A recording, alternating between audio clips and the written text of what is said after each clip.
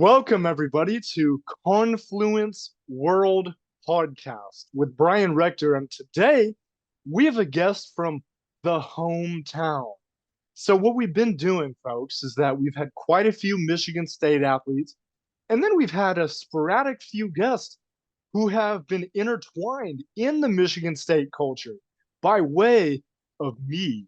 And I'm not saying that I'm somebody who connects people, and I'm not saying that I am like unifying, but what I am saying is that for some reason or another, Michigan State has become a place to link people from Wilsonville, Oregon to it. And so we're going to do that again today. We're going with my man, Frank Cooper, who, by the way, folks, we grew up on the same neighborhood, just a few streets apart. And it was like that from childhood all the way up until a time where he and his family moved away to downtown Portland. And we'll get into that in a second. And then they came back, folks. They came back to have them and have Frank finish out his athletic career at Wilsonville High School, and he would go on to be a collegiate athlete. And really, that's largely the subject of what we're getting into today. So, Frank, thank you so much for being with me today. I can't believe that this is episode 15 of Confluence World Podcast, but it is. And I'm so excited that we're peaking at the right time. We've got a little bit more social media, we've got a little bit more technologically sound expertise coming to you live from East Lansing, Michigan versus Linfield College in Forest Grove. And without further ado, time waits for no man. So, Frank, tell us a little bit about what you're up to these days and who you are, man, your backstory. Yeah, so my name is Frank Cooper. I'm currently playing football and studying finance at Linfield University. As Brian said, grew up in the amazing town of Wilsonville, Oregon. Um, and yeah, I've been playing football at Linfield for 4 years now. 3 seasons of football because of COVID, but I've been at Linfield for 4 years. And just been enjoying the process, been enjoying, playing games, getting to meet people, working hard with my teammates, and just, yeah, having a good time playing football and going to a good school. No doubt, no doubt. And once again, I'm tremendously excited that you're here because of the history that we have. Hmm. So I want to unpack that a little because obviously we're from the same place. We understand how it works. We've been there, we've gone through the ringer of Wilsonville High. And so really, I wanted to understand what it was like for you growing up, what your family situation is like, and if you'd like to tell a little bit of the story about how you were kind of moving back and forth between Portland and Wilsonville and Sunset High played a role in your upbringing. So let's dive a little bit into that piece, the growing up, the family, the how it worked, going back and forth, and all that. Right. So, I grew up for the first, 14, 13 years of my life in Wilsonville, Oregon. And I'm sure, as you know, a very small town where kind of everyone knows everyone type of thing. And, there's a lot of, I'd say vastly, mostly pros to that. You have a good support system, good group of people around you. Um, and then when I was in middle school, my parents split, and my mom, we moved over to like the Beaverton, Portland kind of metro Sunset area. And it was an interesting experience to say the least. There were a lot of pros that came out of it. I met a lot of good people, a lot of good experiences. Um, but something that I learned about myself and something I learned is very important during that time is that obviously going through the whole thing with your parents splitting up, it's a hard process. Um, and I just kind of learned that, through that whole thing, I missed Wilsonville. I missed being around my people. I missed being around everyone because I think not having that same support system through that process was something that I learned is the people you surround yourself with is extremely important. So that was ultimately why I decided to return to Wilsonville, just to kind of be around those people I'd always been with. Um, And also, I mean, Wilsonville has great athletics, so I wanted to be a part of that. I wanted to be a part of their baseball and football programs.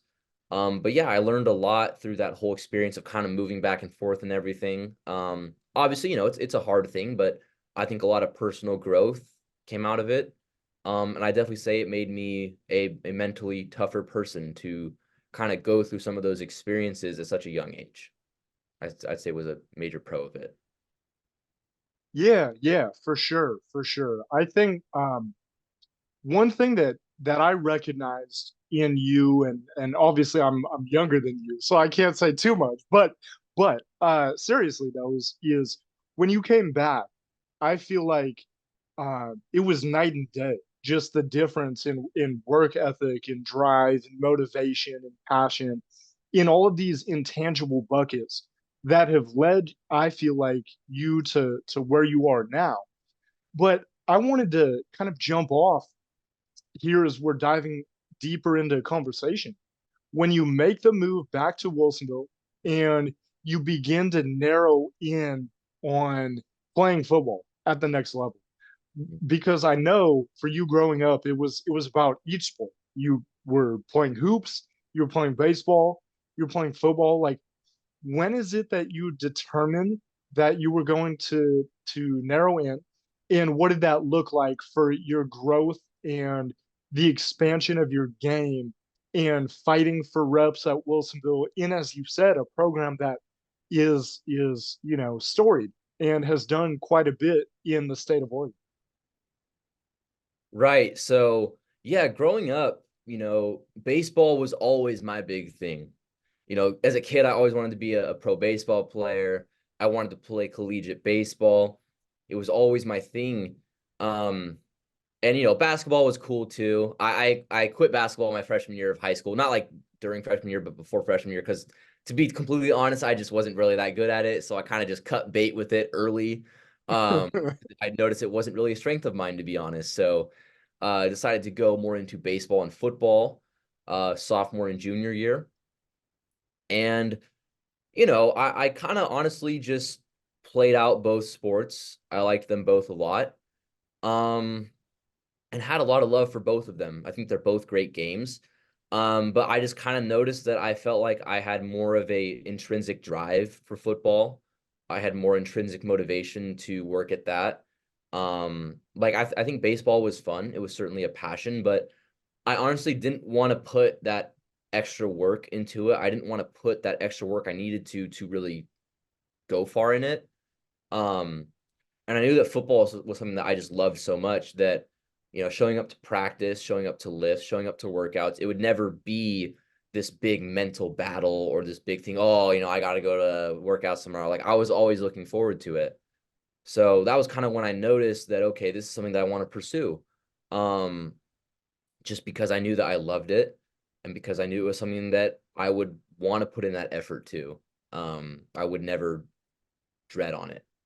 And then in terms of like playing for Wilsonville and that whole process and recruitment and everything, um, I didn't really get many reps until my senior year. I wasn't, a starter until my senior year. And that was honestly like my junior year, it was honestly like pretty frustrating, in a way because it's like, you want to get film and you want to put yourself out there and that's hard to do when you're not, getting the reps you need to. But with that being said, like that was also because we had such a good team, because we had so many guys that were good and we had a loaded roster that I mean it was a senior led team my junior year. I don't think we had two underclassmen that started on that team. So it was certainly a senior led group. And I think while it may have hurt in the short term and it may have been something that was hard on me, it was something that got me more prepared for my senior season because I had seen, guys who did it before me and I'd seen guys who had played really well. So getting that extra time to prepare, I think was actually great. And then, senior year, got more opportunities to play. And I don't think I was fantastic. I think I played overall pretty well. Obviously you always make some mistakes, right? You're never perfect. But ultimately I think it was a good process. playing for Coach Gunther, it was a fantastic experience. He's a great coach. Um, and yeah, so it definitely wasn't the career, I guess you always dream of, because you always want to be the guy that plays all the minutes. You want to be the guy that plays all the time. But sometimes that's not always how it's supposed to go, and you have to look at things for the better. And I think that how it played out was great, and I'm extremely grateful for everything, for sure. Yeah, yeah. First off, thank you for sharing the breadth of that story. I think it's really good to understand the different elements that were at play. And when I Mhm. say that, I mean the frustration and the feelings and the understanding that, as you had articulated so well, that there were so many guys in that room who were looking at getting that opportunity. And before we move on here, I just want to go shout out to Coach Gunther for capturing a state title this Yeah. year. That was big time. That was big time. But Frank, I think like what you just highlighted about your journey and about how you had seen trials and tribulations early on that, as you said, prepared you for the next level and continuing to scratch and claw if need be to carve out your time and your identity. Like, what did that do for building your faith and for your background and your understanding with that? Yeah, so I think one thing I've always leaned on, one thing that's always kind of kept me upright and, kept me going, is just knowing that for everything God has a plan. Knowing that sometimes things don't work out the way that you exactly want them to. Sometimes things don't go as planned. But you have to always know that God has a plan for everything, and that everything works out for a certain reason. And I think take the lessons that come from that, learn from them, and just to continue to better yourself, I think is something that's really stuck with me. And it's built a lot of, I would say, character for sure. And just having that faith that, everything's going to work out for a reason, and that God has a plan. And I think trusting in that, and I think when you can submit yourself to God's plan, and you can say, I trust you, and I know whatever you have in store for me is going to be what's best for me. I think that's when you can kind of free yourself of a lot of the anxieties that come from the unknown. Yeah, dude. Oh my gosh. I mean, that is the piece right there. Like if people who were in their journey can unlock that understanding that you are able to operate with a level of freedom and a level of comfort and you know I won't say predictability, but understanding that, dude, the plan has already been written, right? Like we are in the right place at the right time all the time. And another thing that just captivates me about your journey, and something that, if I'm being completely honest, I haven't been able to ask you before, but I'm so glad that I get to ask you now, man, is like when you got out of high school and you made the decision to move to college at the school that you did choose in Linfield and are beginning this new journey of leveling up, playing the collegiate football game, dude, I noticed that you made sacrifices to get your body right, to improve in that way, to improve the IQ of your football mind. So I was wondering, is like, man, because that's really when you look at it, biblical too, is committing your time, your effort, your body, and your mind and your spirit to what you are working on. And I think like let's get into that concept of you making a transformation and building yourself physically, spiritually, and otherwise. Like, where did that come from, and how did that idea begin to level up in that Right. So, to be completely honest, I kind of, went through a rough patch in my life about A year and a few months ago, I went through a breakup, and obviously, I'm not going to get too into detail about that, because it's like, but I'd say that some of that kind of inspired me, because I was in good shape. I wasn't really, and then I kind of went down a path where I started to like stop taking care of myself. Um, and I ultimately got to a place where I wasn't really satisfied, or I wasn't really happy with where I was. Um, and so I decided like, okay, I need to turn things around. Um, I need to fix some things. So, where do I start? Where do I begin? And what I decided was that I first needed to get my health in check. Um, because I think that when you have that in check, and I'm not saying, oh yeah, you don't have to be some like, fitness, like bodybuilder, like Arnold Schwarzenegger looking person. But I think that just having, living a healthy lifestyle is extremely important, because I think when you live a healthy lifestyle and you take care of yourself, it allows you to enjoy life to the fullest and to enjoy what the world has to offer you. Um, and that was something that I kind of had to learn and really commit myself to. And obviously I'm not perfect. I still eat a bag of Takis every now and then. I still go and get some McDonald's every now and then. uh but I think learning to ultimately make the decisions most of the time that benefit your life was a good lesson. And I also read this, I've been reading this one book called or I started reading it about a year ago, called The Way of the Superior Man by David Dita. And one thing he always talks about, that I've really started to internalize and kind of make my motto, is aligning your life with your purpose, aligning as many of your actions, as many of the things you do to your core purpose. And like, obviously, you could look at that from, yeah, the things you do day to day, doing the right habits, but also even the little things, right? The food you eat,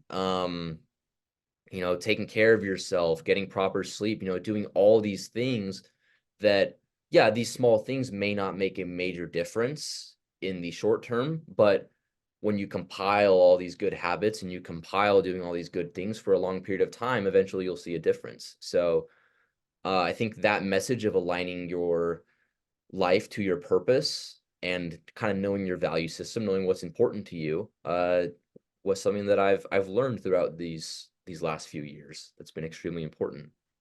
Dude, you just dropped a freaking nugget on our heads, boy. That was it. No, oh my gosh. That got me excited, dude. Like, here's what I want to know out of that, because that is something I'm going to clip off and share, because that's tremendously important what you just said. That's epic, dude. It's like, okay, what there are two things I want to know out of this. Number one is, in terms of your health and keeping that in check. I know as an athlete, it's I won't by any stretch say easier, but it makes sense that you're committed to it given that you have to for performance. I can resonate for sure. But on a day-to-day basis, what does that look like for you? What's your regimen? How do you stay active during these low, off months of the year? What kind of goes into your management of your health? Right. So, something I always make sure, and again, I'm not perfect. I wouldn't say I do it every single morning, because, I'm not perfect, right? But most of the time I always try to do something to warm up my mind, get that right, and also warm my body up. So, every morning, I try to start off with some meditation, and just kind of spend some time thinking about what's important to me, what I need to get done for the day, and really laying that out. Because I think that when you have a plan, when you have something you're following, it makes doing the action so much easier, because you already know ahead of time what you have to get done. So that's something that I always try to do, get my mind right. And then also, bodily practices, things like stretching in the morning. I've taken up yoga recently, which has been nice. Definitely recommend to anyone. Um, And then I don't know like how much of this is just a fad, but I like cold showers personally. You know, Oh, I yeah. don't know how much of like how much that actually like helps or whatever, but I find it's refreshing and it helps me, so I do that every morning. Um, and then I also think diet is extremely important. I've started implementing intermittent fasting into my day, where basically I eat from noon to 6. That's my eating window. And again, I don't know like the exact scientific explanation behind it, but I know that it just helps your body with sleeping because you're not constantly digesting food. You're doing it within this window. So that helps with Mm, recovery from, and again, I don't know the whole explanation, but it helps with recovery from what I've heard. Um, and then also just doing as much as you can to eat foods that are whole and not processed as much, I've found has helped a lot. And obviously, I'm not perfect, right? I still will, eat a bag of chips every now and then. I'm not some like David Goggins, perfect person. Uh, but doing majority of the time trying to eat whole foods, things like chicken, steaks, rice, potatoes, kind of just the healthy stuff and fueling your body with the correct things I've found is super important. But I mm, think something that that's extremely important is I think focusing on that mental piece, doing the things to get your mind right. Because I think a lot of people focus on the physical things, right? Getting your body right. But in order to have a strong body, you have to have a strong mind. So I think that also doing those mental practices, things like meditation, reading, and getting your mind right is extremely important to start your day and get warmed up. I love what you're saying right now. I love what you're saying right now. And this brings up a really interesting question in my mind is I've been hearing at Michigan State for the last year or so as I've been talking to more athletes and getting in conversations and being in meeting rooms and the consensus is that the training staff, the dietary staff, the nutrition um, specialists, they're on top of these guys. I mean, just like do this, do that, be on this path, get on this plan right now. So, Frank, what I am dying to know is what is the guidance like at your school and in your environment? Right. So, I mean, obviously, I'm at a Division 3 school, so we don't have quite the regimen or oversight that a D1 school would have. A funny comment that my coach made the other day was he was like, if I had the D1 finances and everything, I would be having people knocking at your doors, making sure you're going to sleep on time and proper nutrition tables and everything. Uh, but obviously, like at the Division 3 level, we don't have the resources to do that. But our coaches are very adamant on taking care of yourself, and Mm, they definitely give us the tools needed to be healthy, and they give us all the tools that we need to use. But I mean, they don't have the resources here that you would have at a Michigan State or a Ohio State or a Oregon. So but to their credit, I think they do a fantastic job at setting us up for success and giving us the practices that, hey, this is what you should do. This is if you want to recover and you want to be your best self. And then at the end of the day, it's ultimately up to the student athlete to uh, do the work that's necessary, which I think is actually a beautiful thing. I think that, because you go to a school where everyone's telling you, oh, you got to do this, you got to do this on top of you. Well, it's easy to be motivated when you have, your strength coach knocking at your bedroom door every night, making sure you're in bed. But it challenges you to do the right things when no one's watching and really build that integrity when you don't have that, 100% like helicopter accountability all the time. So I actually like how our coaches handle it. Hey, these are the tools you need to succeed, and it's up to you whether or not you want to use them. This is what, get your sleep, eat healthy. Um, do these practices and it'll help you. And if you want to do them, great. If you don't want to do them, then that's your own choice. So that's kind of their message, what it's always been. dude, that's pretty cool hearing that for the first time, deeper inside the methodology that's used and the educational system that's in place.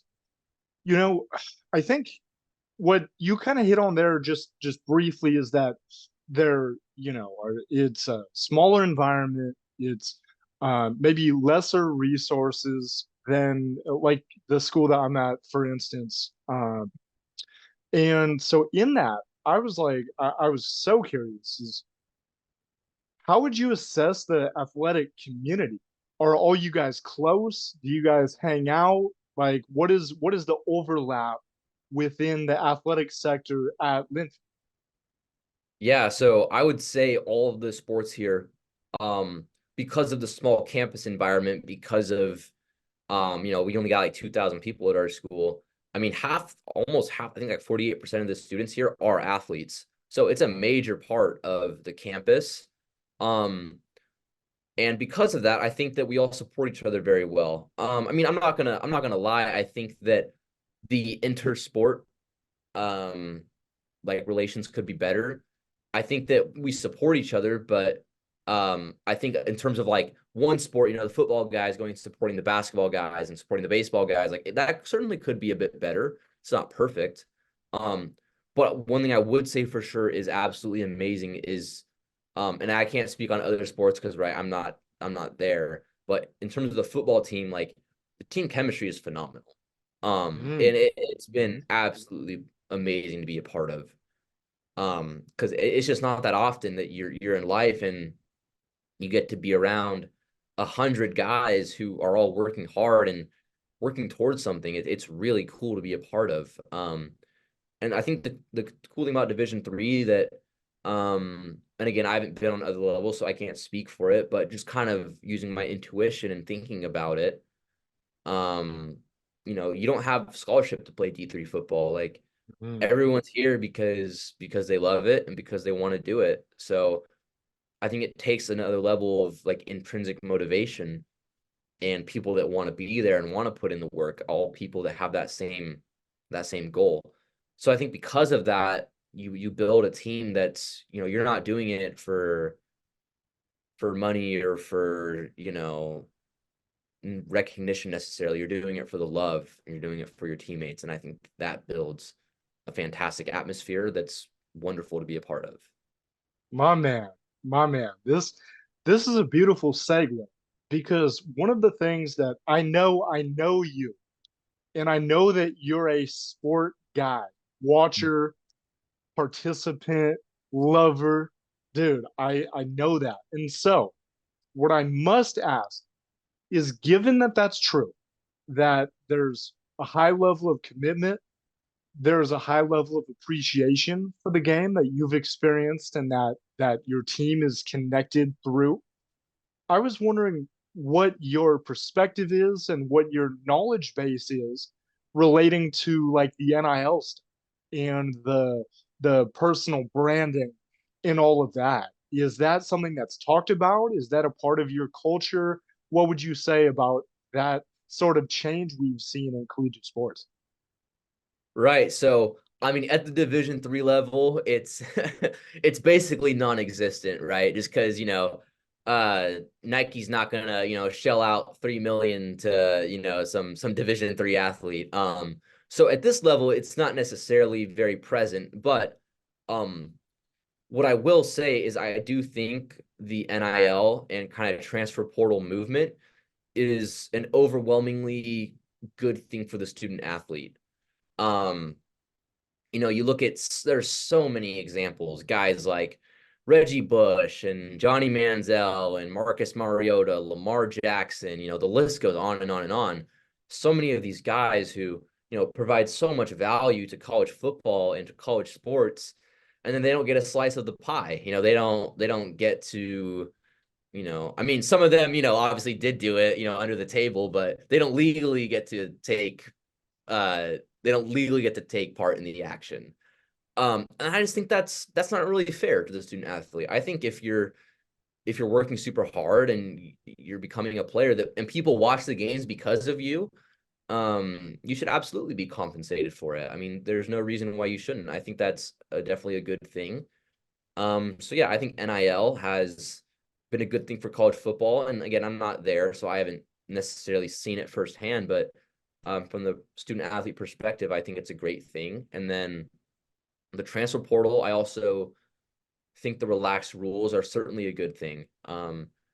Because I think something that's not talked about enough is, the transfer portal. A lot of times, yeah, it's a football decision, but there's a lot of times too that, maybe as a student athlete, you're just not liking the school, you're not liking the experience, and you want to go somewhere new, and you shouldn't be penalized for that. You shouldn't use a year of eligibility because, as a student, you can transfer schools whenever you want. And I think the same thing should be applied to the student athletes. That's why I think it's a good thing. And I guess a story that kind of comes to mind is, again, I'm kind of paraphrasing all this. I forget all the exact, the names and everything, but I remember reading about a football player that was playing at, I believe it was North Carolina a few years ago, and this was before the transfer portal. And he wanted to transfer to, I think it was like, might have been Wake Forest or somewhere closer to where he was from. Um, because I guess his grandma was, was in and out of the hospital, and he wanted to be around his family. And because of the tighter transfer portal rules, he wasn't able to do so without losing that year of eligibility. And I just think that's not really fair to the student athlete. I think the student athlete should have complete control over what they want to do with their football career, because it's not always just football. Sometimes it's about more than that.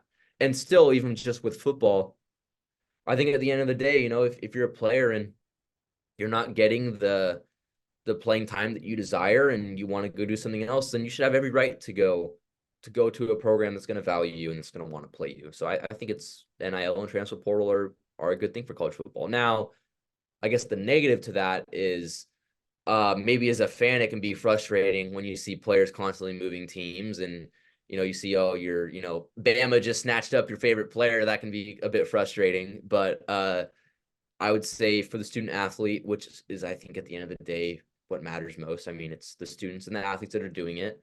I think it's a good thing. So I like it. Thank you. Thank you for being so well thought out.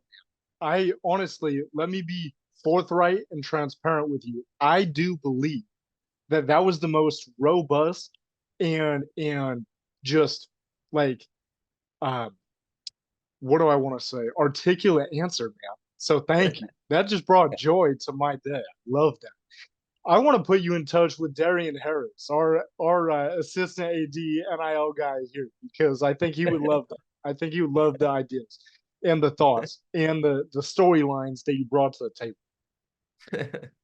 How do you like? Because I think I made the mistake earlier, and you can correct me if I'm wrong, but I think I said Forest Grove, which is Pacific Yield, not Right. Yeah. McMinn. Yeah. No, it's yeah, Linfield's in McMinnville. But yeah, Yeah, no hard feelings. It's all good. Pretty close dude. town. So What I was thinking with and where I was going with that is how do you feel about the town? How have you been doing with the environment that you're in that's really unrelated to what the school has to offer or what the program is? How do you like it? man, McMinnville has some fantastic restaurants. There's a lot of good Mm, food. That's one thing I will say. Um, yeah, I mean, I'm a huge food junkie, so getting to go out to different restaurants and stuff is always cool to see. There's a lot of good ones here. So that's been pretty cool. And then I guess this is kind of related to football, but I definitely think the support for our athletics is great with the town. I mean, our games are, always sold out for football. Packed stands are always packed. So there's definitely a lot of support from the town as long as the students that go here. Um, and yeah, McMinnville's to be completely transparent, it's not a perfect town. It's nice. I like it. Um, but I think that it's certainly like, I don't know. It's nice, but I definitely miss like home every now and then, which is weird because home's only like 40 minutes away. Uh, mm, but yeah, the one thing that is nice though is you're 40 minutes from Wilsonville, an hour from Portland, you're an hour away from the beach, so everything's kind of close by. So that's pretty nice, being able to go to all these different things. But yeah, so I'd say there's some pros and cons, but a lot of pros for sure. My man, dude, I think like I can understand what you're saying when you spoke about the centralization of where it's at, where you're between the beach, you're there in Portland, you're relatively close to home. I like that. I like the fact that at Michigan State, we're kind of sandwiched in the center of the state, but we're about like 10 minutes away from the capital in downtown Lansing. We're about an hour and a half from Detroit. We're about an hour from University of Michigan, about an hour from Central Michigan. So I kind of can certainly relate to what you were saying about how it's central and how you can bebop around and be in different places doing different things. You know, I want to know, given what we just spoke on, what do you like to do and how do you get away from the grind? How do you escape? What are some of the things that you do in your downtime, your free time? Yeah, so I've always found reading to be extremely relaxing. Um, so I always like to take some time to do that every day. Um, I love movies too. I'm a huge, huge movie guy, so always finding new movies to watch, I think is always nice. Obviously spending time with my friends, is always great. We go bowling decently often, and just get together and hang out with some of the guys on the team. So that's always nice. And then I also I like posting, like I post some like TikToks about like motivational stuff and stuff like that. And honestly, I really like, running social media and doing that kind of stuff. I find a lot of joy in creating content. So I really like doing that as well in my free time. It's definitely a passion of mine. Um, and just spending time with family. I try to go back and see my mom and my dad and all my family as often as I can. Um, and yeah, I just like to relax a lot outside of football because it can be pretty physically and mentally demanding. So I think taking some time to recover and do things that I find purposeful and enjoying is very nice. Why is it that you like the content creation space? Where did you first kind of stumble into it? And I was wondering if you could go a little bit more in depth about some of the things that you do put out there. Yeah, so I originally started with posting fitness content because I wanted to share my fitness journey. That's where it started. Um, and I liked that content, but to be completely honest, like it wasn't getting that much traction. Uh, people just didn't really seem to be my thing too. Um, and then one guy who was, I guess, watching my videos DM'd me asking for like dating advice. So I made a couple of videos about that, and then those videos actually did really well, which was kind of random, but I kind of realized that a lot of young men, I think, could use help with like relationship and dating advice. So I started making a lot of videos on that, and they started to gain some traction and do fairly well. And it's kind of just turned into, for me, it's a practice of I enjoy serving people and helping people. And I've had a fair amount of people reach out to me who's, needed advice, maybe going through some things, and they see my videos and they say that, they want to talk. So sometimes I connect with people, and I think the purpose for it has kind of turned into my way of serving people. Um, because I mean, originally it started out with me just posting fitness stuff. But then I kind of found this deeper purpose that I think a lot of people uh need advice sometimes and someone who goes through similar things to help them through it. So I just kind of make videos now that just are about thoughts I have, things I'm learning, and if someone can learn from them, then that's cool. And if I can help people in a positive way and serve people, then that's a great thing. And plus, like to be honest, I just really enjoy the whole process of making videos. It's something that I enjoy doing. Like I don't wake up and go like, oh, like I gotta post, content today. Oh, I gotta do this. Like it's something that I'm intrinsically motivated to do, and I enjoy doing it because I see a deep purpose, and I've been able to help people. So I think that it's something that I just enjoy doing too, which honestly makes it really fun and easy to do. Dude, you're awesome, man. You're awesome. The way that you're answering these things is just setting itself so perfectly. And thank you again. Seriously, thank you for taking the time to be with me and for answering this at full length.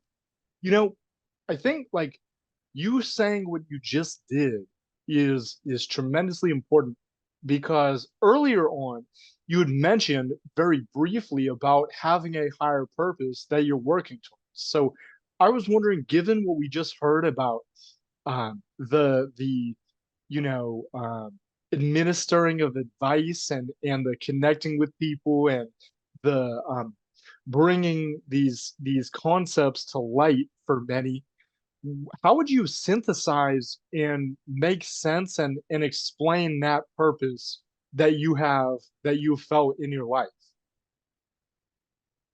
Right. So, um, I would say when I was younger, kind of going through a lot of things, I kind of so I'm an oldest child. For the people, for anyone watching, I'm an oldest child.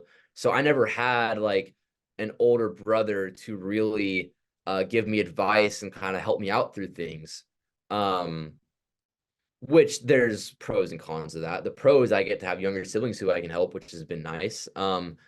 But I always kind of wish that I would have had someone to help me through certain situations and teach me certain things. Um, and so I ultimately just I feel like I developed a passion for helping people, which was initially discovered actually when I helped out at one of our youth football camps at Wilsonville.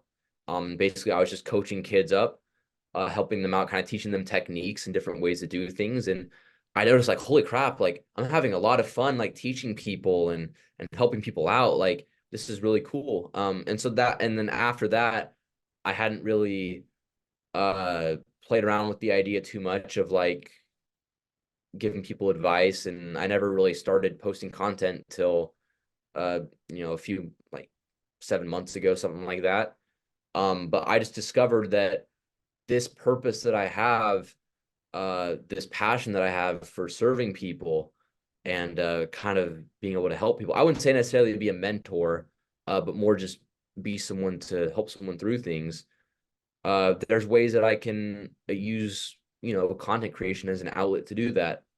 Because obviously, right, in your day-to-day life, you can only talk to and affect so many people. But I think using content creation as an outlet to help people, I find it to be very enjoyable, and it's something that definitely brings me a lot of joy and gratitude in life, because it's just what I like to do.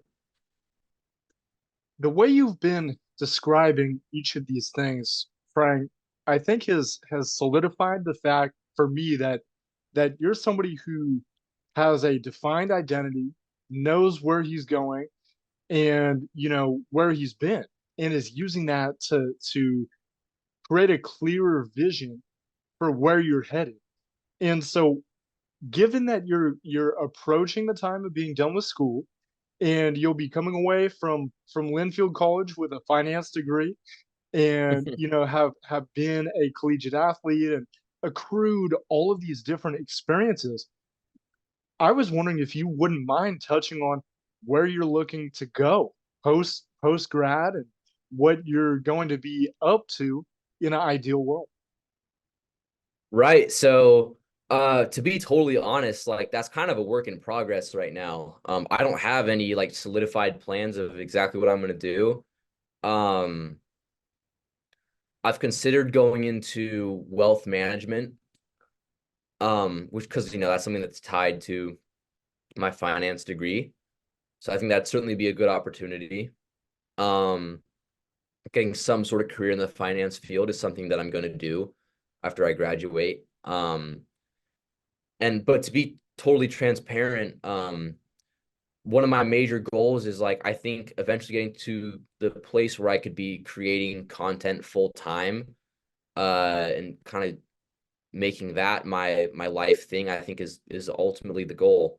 Um, I want to eventually make that my thing, and it's taking a lot of hard work, and a lot of time, but I think that it's something that if I work hard at, I have no doubts that I can do if I put the time in and do it. But it's certainly something that it's not easy to go full time in. You gotta put a lot of work in and perfect the craft and get very good at it. Um, but it's something that I eventually want to do. That's one of my major goals. And I'd say that the reason for that is I want to live my life in a way that fulfills my core purpose. Um, and I just think that doing that through social media is an easy way to do it. And I also really do want to get into coaching football one day. Um, find a way to give back to the game just because I have so much love for it and I want to be um I always want to have some sort of connection to the game of football.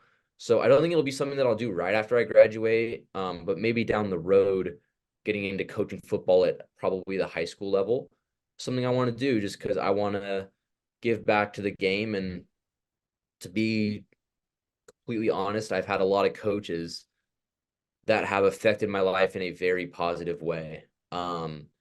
Coaches who I've taken a lot of inspiration from. Then the first name that comes to mind is Coach Stipich Mm. at Wilsonville.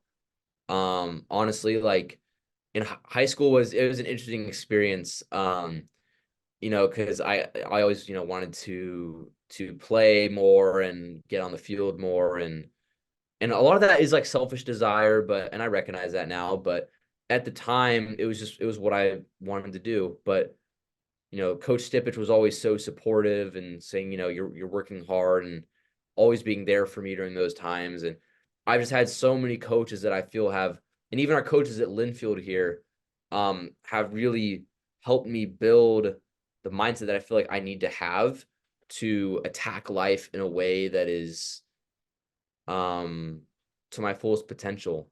And so I want to be that figure for some people who inspire them to make change for the better and become their best selves. And I think coaching football would also be a great way to do that. Dude, the one thing I can think continuously is that your dreams and your desires and your goals, they make sense, man. And they're in alignment. And I can see looking at the trajectory of where you've been and understanding now as you're telling me where you're heading. I get that, dude. So here's what I'm gonna tell you. Because we're in the content and the media stuff together, in that industry, I would love to continually connect and to touch base about how things are going. And dude, I just want to tell you how much it means that you've let me inside the ropes here today. You know, I think we're running up against time, so I won't keep you for that much longer. But let me ask you one more thing, and then I'll ask you kind of a follow up to that, and it'll make sense in a bit. But the last thing I'm so curious about is if you, and really this is based off of what you were just saying, which is that you're interested in coaching and instructing the youth and giving back. If you had the opportunity to hand out one lesson or one point of teaching for somebody who's looking to further their their purpose and their passions, could be on the field, could be off the field, what would you say? I would say it ultimately comes down to finding what you are deeply passionate about. Um, because I think it's hard to live life in a way that fulfills yourself. It's hard to live life in a way that where you really appreciate and you have a lot of gratitude when you're doing things that you don't necessarily enjoy. Um, I think you should always make, and again, obviously I'm young, so I don't like understand everything perfectly, but I think you should always make pursuing purpose, pursuing what's important to you, the goal over pursuing things like money and all those kind of worldly things, because I think that when you live your life in a way that aligns true to yourself, you're going to be fulfilled. And I think that's the most important thing. And also I would say just always giving yourself time and allowing yourself to kind of embrace the hard moments in life, and work through that, because you're always going to have moments where things are rough and things are looking down. But I think if you can always see that light at the end of the tunnel and know that there are good days ahead, um, you're going to keep pushing and you're going to keep working hard, because it's definitely hard sometimes in day-to-day life to see, wow, I got all this stuff I got to do. My mom's yelling at me, my girlfriend's mad at me, the dog's bark, like, you got all these things going on, so it can just be really hard to stay focused and to keep your head up. But I think ultimately, finding a way to just know that, there's light at the end of the tunnel, and that if you keep working hard, eventually things are going to pay off. Because sometimes it can be hard on a day-to-day basis. But yeah, I'd say just always knowing that you're worthy and that things are going to work out. Dude, thank you. Thank you so much. I just, I can't even believe, one of the things that I wanted to bring to the Confluence as of late is a different type of conversation. A conversation that was free flowing and open and unscripted and you know um, allowing both people who are in this conversation to elevate. And I just think we've done that today. And so I want to tell you from bottom of my heart, A, thank you. And B, you're welcome back at any point that you want to be on this show ever again. I It's really do. I will say that confidently. been a pleasure, Brian. I really appreciate it. It's always going to be fireworks when we get on the air together. So No I doubt. No doubt. No doubt. Hey, last thing before we get off, I'll open up the floor to you for any final comments, anyone you want to shout out, anyone who's been inspirational in your journey, and we'll go from there. Right. So, I'm extremely grateful for my family.